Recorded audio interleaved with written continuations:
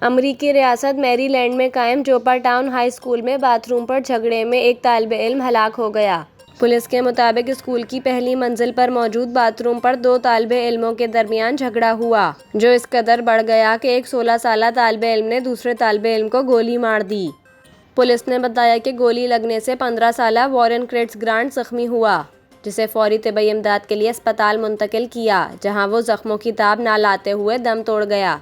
Police کے مطابق 16 سالہ ملزم واقعے کے بعد اسکول سے فرار ہوا، جسے چند ہی منٹوں میں اسکول کے قریب سے گرفتار کر لیا گیا۔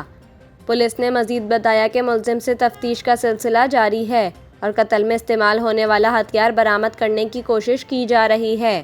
واضح رہے کہ چند روز قبل بھی امریکی ریاست جارجیا کے اسکول میں فائرنگ کا واقعہ پیش آیا تھا، جہاں 4 افراد ہلاک اور متعدد زخمی ہوئے تھے۔